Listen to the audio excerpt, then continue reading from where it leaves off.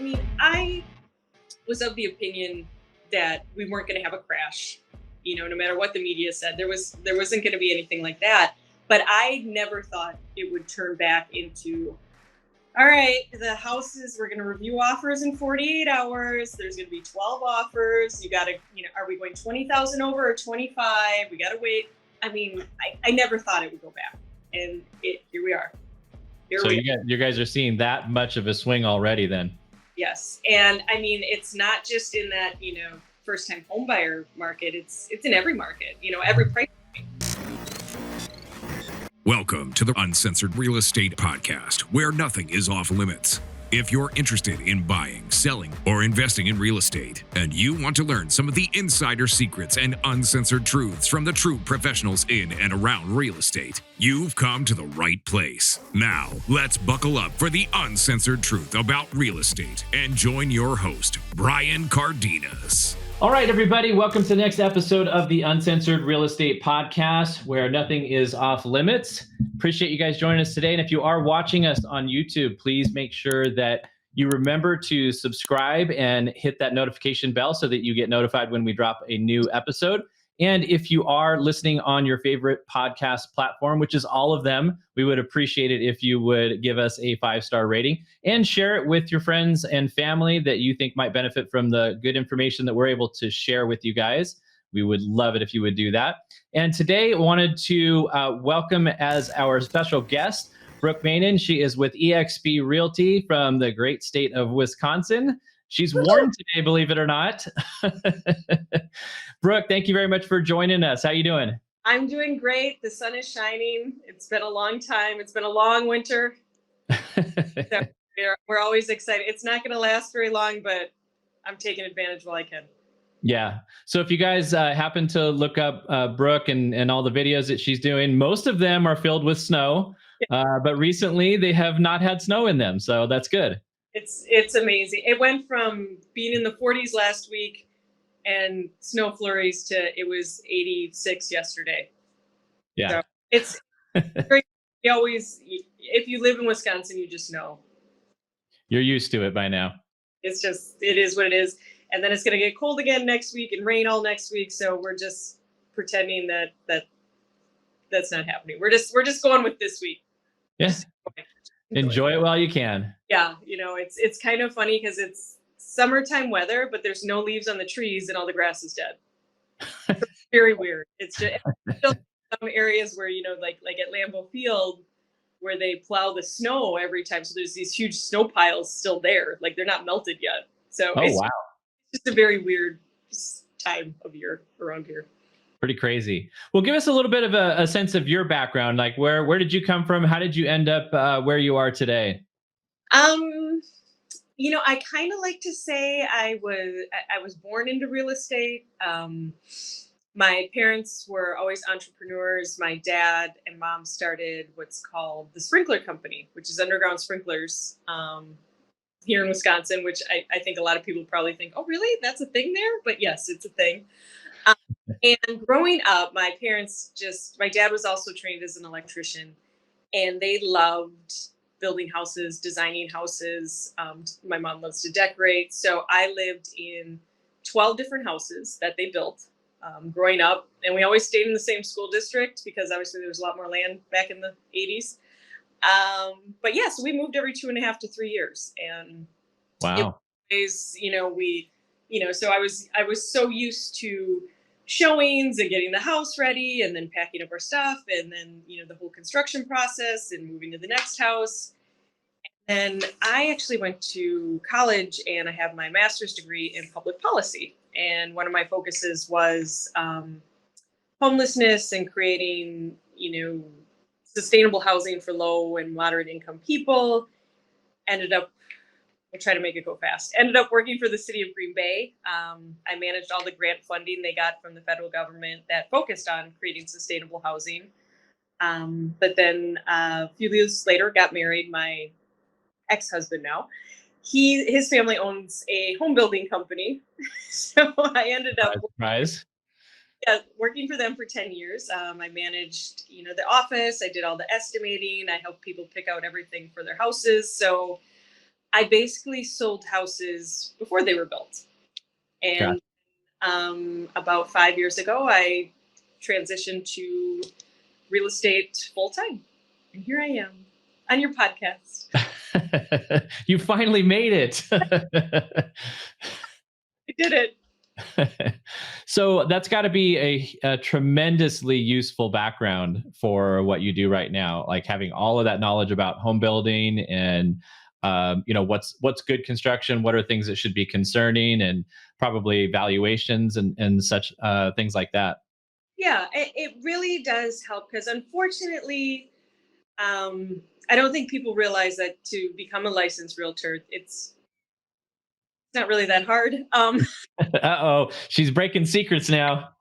But you take a test, and obviously, you study for a couple months for that test, but they don't really talk about actual houses. There's a lot of things that obviously about contracts and what we can do legally and not can do, but they don't tell people anything about the actual construction of a home or things you should look for in a home, or what is you know a boiler versus an air forced furnace. There's just all these things about houses that realtors don't really know or understand, and yet then they're out there trying to act as the professional to give advice. So I think that's a lot of times where there's the adage and the memes about like the first time home buyers and the dad comes in. But I think that happens a lot because a lot of realtors don't really know. Like if the dad comes in and sees, is like, well, that roof looks pretty rough. I don't know. Well, and a lot of realtors will be like, I can give them a better idea. Like, okay, well, that's a three-dimensional shingle. That's come out in the last 10 years. The roof isn't that old, or these are the pros of having a boiler versus forced air, and the cons, and just some of the little things. Like I'm definitely not an inspector, but I know enough, and I know enough of what to look at to, I think it just helps my buyers feel a little more comfortable sometimes. And especially in this market, it really came in handy the last 2 years because everyone had to waive their inspection to get their offer accepted. So, Yeah. I think that helped a lot with the confidence levels of my buyers because obviously Green Bay is an older city. We have a lot of houses that are 100 years old or older. So, I do wish there was more training for realtors on actually, the construction of a home and things to look at. And, I think there probably should be more, but that's for another conversation. Well, and that is the thing. I mean, it's very, very, very true. And it is something that I think consumers don't really realize is that, there is some training that you have to get, to be able to pass the test. Yes. But like you said, it's legal stuff. It's not really home construction. And surprisingly, most people don't understand it's not even how to value a home. Like No. there is not training to become a realtor that's required to teach you, well, what is a good price to list a house for? How much should you offer for a house? I mean, it doesn't come up in that, No. shockingly enough. And that's something that people don't understand because they rely on you guys to be able to do that. And yet it really is upon you as an individual real estate professional to seek out that additional training to understand how does an appraiser look at this? How does an appraiser come up with their conclusions? And how, I mean, obviously, I think your background helps a lot with that, right? It does. And I think it helps too when I'm talking to inspectors or I'm talking to appraisers. They, definitely, especially in my neck of the woods, the construction industry is heavily male. Um, Sure. but I think sometimes that gives me a little edge with appraisers and inspectors when I'm talking to them, and they're like, oh wait, she knows what she's talking about. Okay. Okay. you know they, okay, she speaks like me. Okay. So that it definitely helps because I think a lot of inspectors and appraisers are not always necessarily fans of realtors and are not on, for me, it's true. Why Um, is that? for me, I say to my clients, you know, we're, and to everyone I'm working with, the agent on the other side of the transaction, the title company, the lenders, I think of us all as a team. We're a team. We all want to get this house to closing. Right. So, I think it just helps with that team atmosphere a little bit more. But yeah, I really do, because at least in Wisconsin, every 2 years we have to take continuing education and, do that. But again, the continuing education is all about the same things we learned to take the test. So it's all about the contracts and, those sort of things.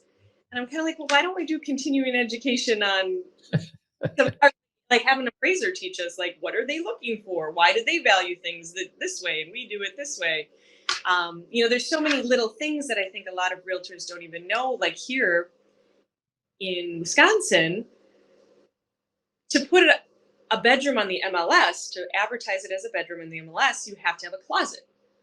Obviously, there's a light requirement too, and a ceiling height requirement. But appraisers, you don't need to have a closet. So when the appraiser comes in, your house on the MLS was a 3-bedroom, 2-bath, but maybe to the appraiser it's a 4-bedroom, 2-bath. And so there's just these weird little things that I think definitely we should be looking at more than just, okay, let's talk to them about how to write an offer again, because we already know how to do that. We're good. So.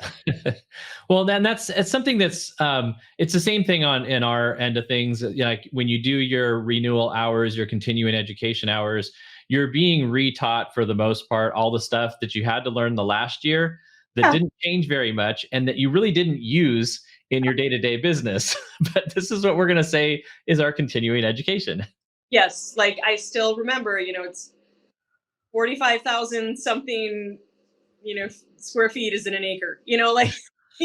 That's what they want us to know, but they don't tell us some of those other very important, like, oh my gosh, I remember when I first became licensed, here we have these, they're called Supra lock boxes, Uh-huh. the electronic Bluetooth lockbox. I did not know how to open it. I felt so stupid because I'm like banging I had no idea. You have to push up. Didn't know. No idea. Yeah, but your construction background, you pulled the hammer out and just beat it until it opened up, right? Destructible. So yeah, there was no way I was opening. But yeah, it's those little things like, okay, well maybe that's something they should have taught me. Well, and it's too bad that they don't update things and keep current, because you kind of brought it up a little bit in terms of like something that we saw in the market, waiving inspections. There's a lot of creative, I guess would be the word to call it, things that you had to do as a buyer's agent to get buyer's offers accepted in 20 and 21. 2022, I don't know how it was for you, but in most markets that kind of went back the other direction, a little bit more balanced. Are you guys starting to see it turn back again to favor sellers more? Yeah, it was, it was really crazy. There was like a 2-week period in July. I listed a house and all of a sudden it was like, why don't we have any showings? What's going on? Did I price the house wrong? We didn't. And it just, everything stopped, like screeching halts. It was like, what just happened? And then for the next, 6 months, everything kind of went back to, normal, I guess what you could say, where it was, okay, your house is going to take a month to sell. You're going to get one offer. We're going to negotiate. There's probably going to be a counter offer. There's going to be inspections, and I think a lot of us around here thought, okay, well, this is, fine. We're back to kind of a more normal market. And then all of a sudden in February, it was bonkers. Like, I'm scheduling showings for my clients and I'm getting, phone calls from the listing agent saying, we already accepted an offer. And it's, what's going on? This has been on for one day, and so it really is. I mean, I was of the opinion that we weren't going to have a crash, no matter what the media said. There wasn't going to be anything like that. But I never thought it would turn back into, all right, the houses, we're going to review offers in 48 hours. There's going to be 12 offers. You got to, are we going 20,000 over or 25? We got to wait. I mean, I never thought it would go back. And here we are. So you guys are seeing that much of a swing already then? Yes. And I mean, it's not just in that, first time home buyer market. It's in every market, every price point, it seems like, just because we have such a shortage of inventory. I think, I mean, last year at this time it was bad. I think we had 5 months. Now we have less than 2 months. Yeah. And it's just, I mean, there's just nothing to look at. And so I personally, I don't like this. It's, I mean, obviously it's very stressful for buyers, but it's stressful for us too, because I think a lot of agents that I know are like me, and we really care about our clients and you want them to get the best house for them. I don't want them to feel like they have to buy this house because there's no other options. Yeah. And And that's what happens. Like, and that's what I think people like uh didn't understand because of all the stuff that they hear in the media. Oh, this is going to crash. The housing market's going to crash. All this negative stuff and scary stuff to get, clickbait is what it boiled down to, and lack of understanding of what was truly driving the market. And it was supply and demand. It's as simple as supply and demand. Like in every market that I know about across the country, I talked to a lot of people, everybody is low on supply of homes. And if you don't have enough homes to sell, and then you have buyer demand pick up because rates are down again, that's just going to push prices back up, take the competition and ratchet it up and make people have to start writing offers over list price and waiving all these contingencies that are in contracts. And it isn't fun for anybody. It may be sellers, it is, but if sellers have to become buyers, it ain't fun for them either. and that's the other issue, is getting sellers off the fence, because they're saying to me, well, Brooke, where am I going to go? I don't want to rent. I need to find a house. And then there's well, we bought our house 2 years ago, 3 years ago. My mortgage rate is 3%. Why? I don't want to go to 7%. I don't, so there's a lot of just like this perfect storm that happened. And now we're back to this crap. It is, you feel so bad, because I really like working with first time home buyers, and it's already stressful for them. And then you add in all these other factors. And, I've definitely had first time home buyers who've said, like, I can't handle it. I can't do this. We're going to wait, just because it is, it's really hard to go into a house and know you're making this purchase that's, probably the biggest purchase you're ever going to make in your life, and you get 20 minutes to look at it and say, okay, let's do this. Yeah. There's no second showing. There's no, I'm going to bring my parents through. It's just, okay, here you go. Yeah, and it's hard to hear when people, get so frustrated that they just want to, hit the pause button and like wait, because you and I know, understanding what the market is like, and what the true drivers of all this competition and all this craziness is, there's no solution to it coming anytime soon. Like the only real solution is build more houses, and builders are not building enough houses to keep up with the current levels of demand. And now we've also got, something that's come since the crash in 2008 and 2009. You've got institutional buyers, these big hedge funds and companies, buying up residential single family homes, to turn them into rentals. Yes. So that doesn't make it any easier. So really, I think buyers have to understand it is frustrating. It might be, less than an ideal situation to try to buy something, but putting it off just because you get frustrated is not going to make things any better for you, is it?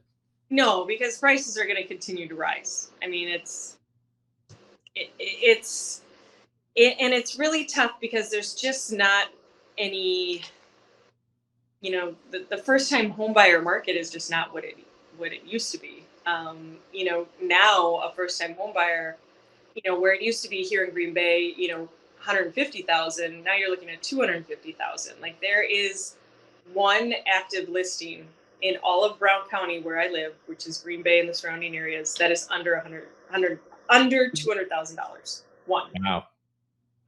Wow. There's just a lot of buyers that are $200,000 and under, and there is not even anything to look at, much less buy.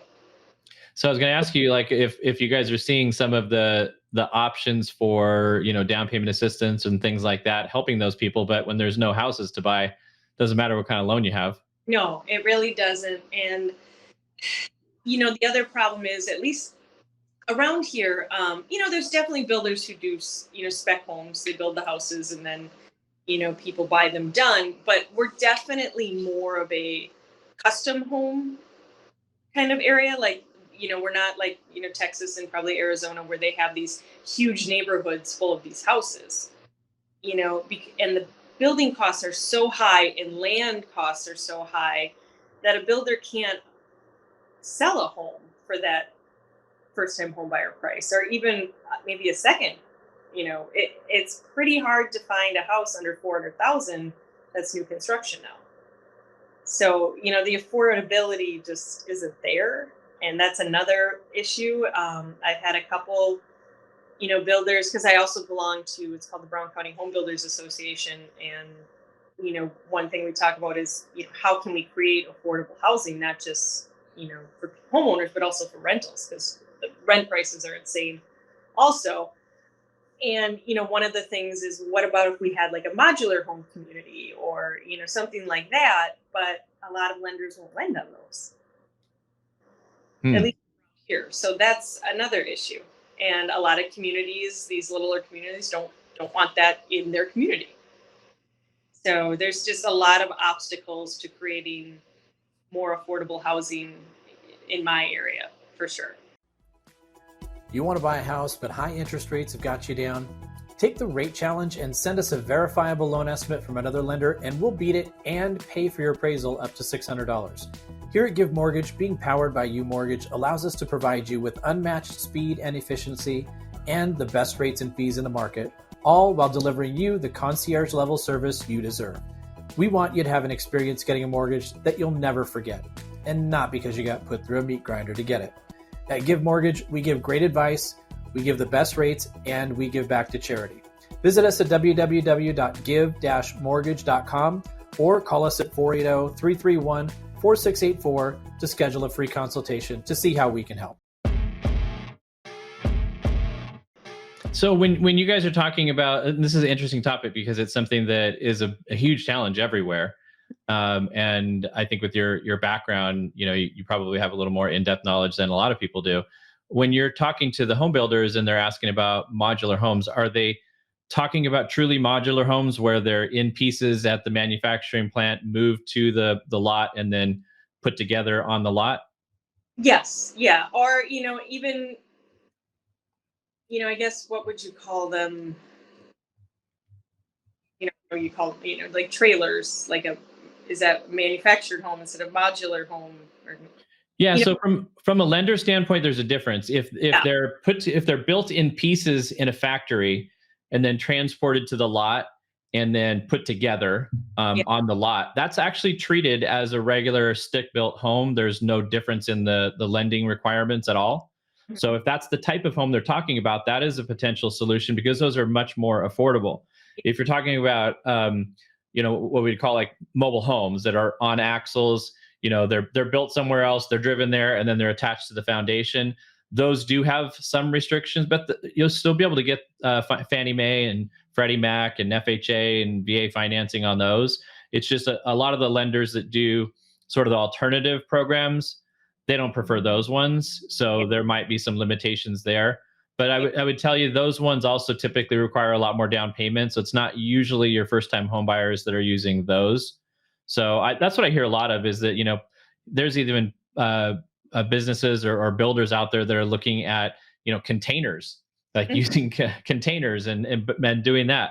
Barn dominiums, those are things that are coming out as well. And the issue around here, because pretty much where I live, Brown County, it's Green Bay is, the big city, the metropolitan area. And then we have a lot of smaller communities, villages, towns on the outliers. And a lot of these areas are not willing to change their restrictions on, how big the lot has to be, how much frontage it has to have, does it have, so if you're trying to come up with something like, I'm going to have this community where maybe the lot is, less than a quarter of an acre, most of these communities won't allow that. So it's just, there's a lot of issues to trying to make things more affordable. And that's one of the committees I'm on with the home builders, is the governmental affairs. And we're going to these, smaller communities because, there's really no land left in Green Bay. There's nowhere to build.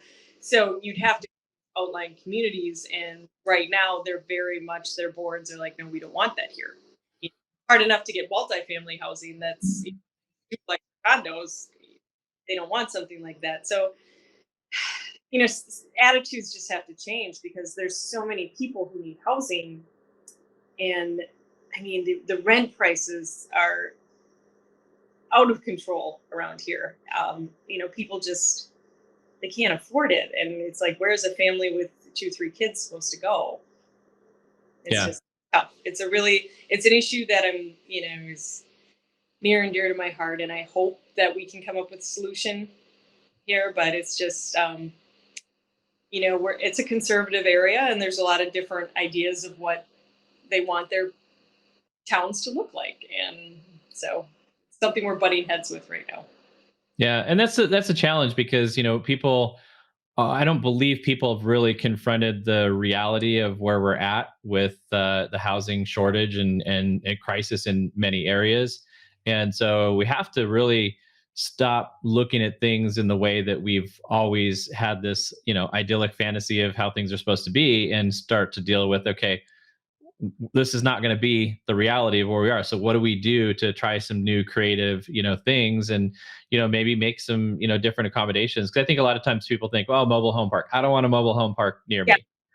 Okay, cool. Well, the new stuff that's being built, can be very difficult to distinguish yeah, from a stick built home. And, you can build a nice community of more affordable houses that aren't going to have that stigma that something that was built, 30, 40, 50 years ago might carry. yeah, yeah. And it is. There's just a lot more advocating and educating that we need to do. But so hopefully something happens, because then another thing with Green Bay is there's a lot of, like I said, there's a lot of really old houses. We have some great organizations, like we have an organization called NeighborWorks, and they will buy houses and rehab them, and then rent or sell to low income people. But there's only so much money for them to do that. These are nonprofit organizations, so it's not like they can go in and buy up a whole block of deteriorated housing and fix it. So there's definitely going to have to be some private money involved in this at some Yeah. point. Yeah, it's difficult because the private money wants to make money, and so you got to build that profit into the model, and not always there to do something that's going to benefit low income housing. Yeah, and new construction, it's just, I mean, the prices have gone up, in some cases on materials over 100% on things in the last couple of years. And so, whereas a luxury house when I was still in new construction 5 years ago was maybe, $175 a square foot. And we're talking, $1 million houses. Now, some of them are over $400 a square foot, Yeah. and so people who have bought land, and I've had this. I just helped a buyer. He had land, kind of out in the country that he bought when he was younger, 5 acres. He couldn't afford to build a house on it. So Yeah. he's keeping the land for now, but we had to find him an existing home because he couldn't afford to build the home. The lot. The So only solution to that is get a side hustle or get a different job making more money, huh? it's just, it's, yeah, it's pretty crazy. And, I feel for people. It's rough, Yeah. stuff out there. It's, there's a lot of creative things we can do as realtors, but there's only so much we can compete with. Like you're saying, a lot of the quote unquote first time home buyer market is being bought up by investors, Hmm. and no one can compete with cash. Yeah, it's pretty tough. And so, I mean, now that we're kind of back into that market again, what are some of the things that buyers should be expecting to hear from their realtor as possible creative ways to structure your offer to try to compete and to try to win in this crazy market? Like one thing I just did for a buyer. He's not a first time home buyer, but he was buying a significantly more expensive house than the house we just sold. And it's an existing home, beautiful home, but it's 15 years old. He wants an inspection. Well, you know obviously sellers are all looking for the cleanest offer, no contingencies. So one of the things I've done is, okay, we want an inspection, but unless we find something that is going to cost $5,000 or more, we will not ask for any repairs. It'll be informational only. And the sellers were okay with that. They were like, no, we're confident there's nothing, 'cause no seller wants to deal with that inspector who comes in and is like, well, you got 5 outlets that aren't GFI, and, the dishwasher backflow, and then this, and, all these little rinky dink things. That's what really pisses sellers off. And they don't want to have to, get a handyman and fix it and have it inspected. So then obviously a lot of times it comes down to, well, then we'll lower the price because we don't want to deal with it. But,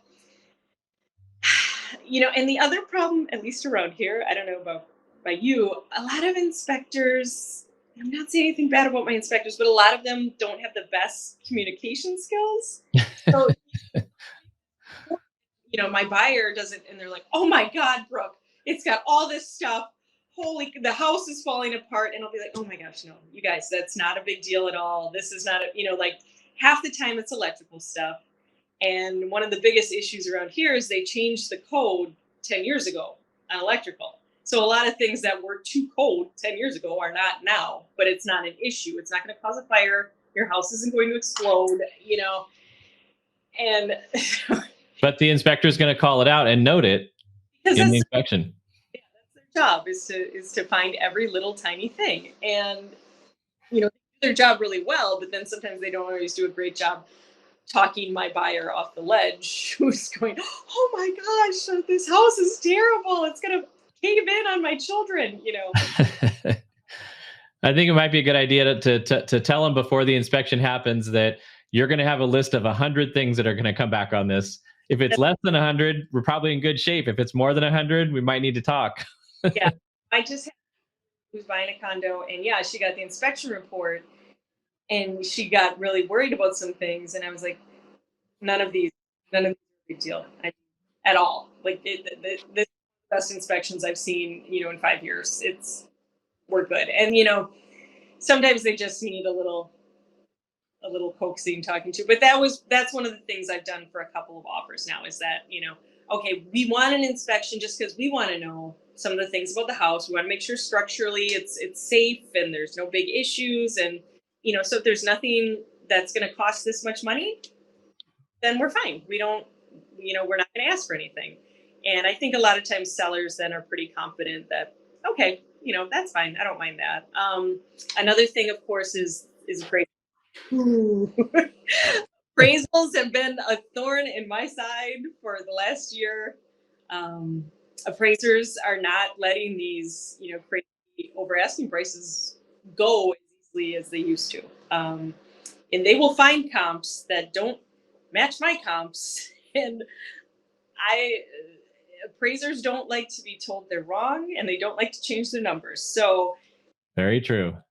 I have to tell my buyers, like, I get that you could probably pay $30,000 more for the house than they're asking, because you would have no problem with that. But if it doesn't appraise, that's monopoly money. It doesn't matter.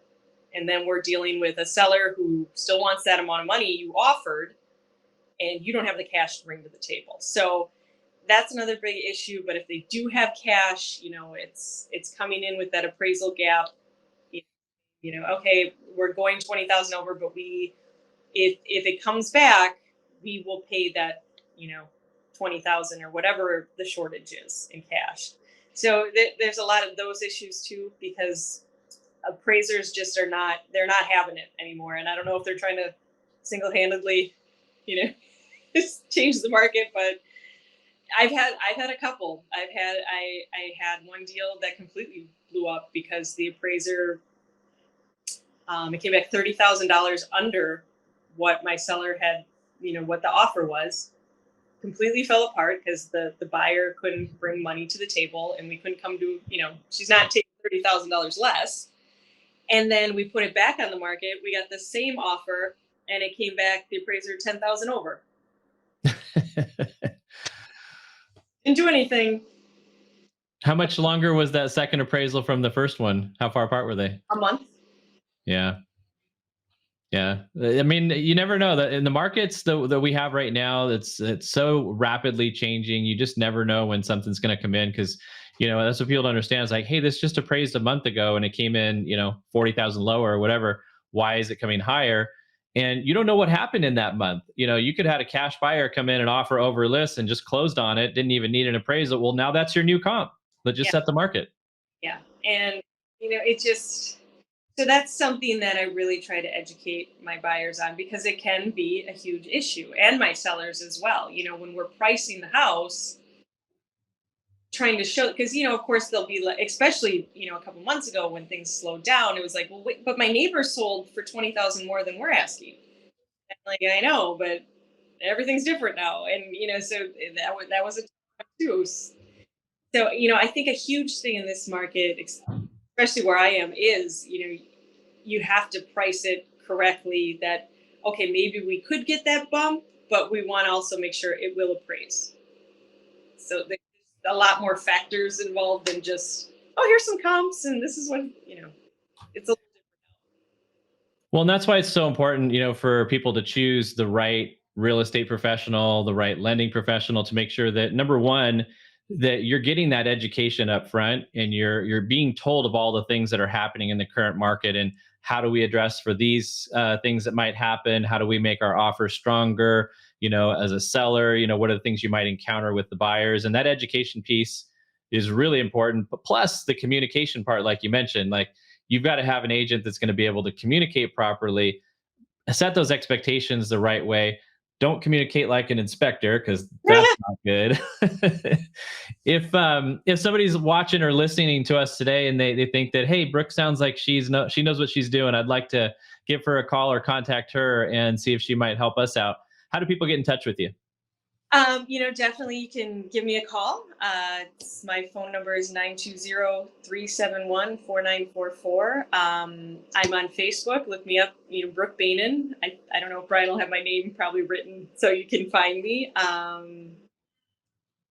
Same on YouTube. I think same on Instagram, so I'm pretty easy to find. And I think I have lots of great content on my page, even if you're just interested in real estate in general and aspects of it, just go check it out. Have a listen. How do you spell your last name? Just so those people who are listening on the podcast can make sure they find you. It's B as in boy, A, E, N as in Nancy, E, N as in Nancy. Awesome. Well, I appreciate you taking the time out of your schedule and getting out of the sunshine and coming inside for a little while to chat with us. Well, I appreciate you having me on, Brian. It just, I'm really, for the people who don't know, we did a Facebook video challenge together, and it was really great to meet, yourself and then some of the other participants and how we've all kind of stayed in touch and we're still helping each other grow and, get better so we can help our clients. It's been really fun. Yeah, that's the whole thing that we all try to do is just get better every day and help out as many people as we can. So I appreciate you coming on and helping us educate people out there and helping them be better in their home buying adventures. All right. Well, thank you for having me, and you have an amazing day too. Thanks, Brooke. You too. Take care, everybody. Look forward to seeing you guys next time. Remember to tune in on YouTube. Make sure you follow us and subscribe to the channel. Hit that notification button, and we will see you guys again next week. Thanks for joining us, and please remember to go and subscribe, like, share, all that cool stuff to help us grow, and come back to listen to our next episode. Until then, go out and live life uncensored. Thanks for listening to the Uncensored Real Estate Podcast. Don't forget to help us out and subscribe. Follow and give us a 5-star rating on your favorite podcast platform. And check us out on YouTube for the full video podcast. If you want more information on any of the topics discussed on today's episode, email us at uncensoredrealestatepodcast@gmail.com or give the Cardenas Mortgage Team a call at 480-331-4684.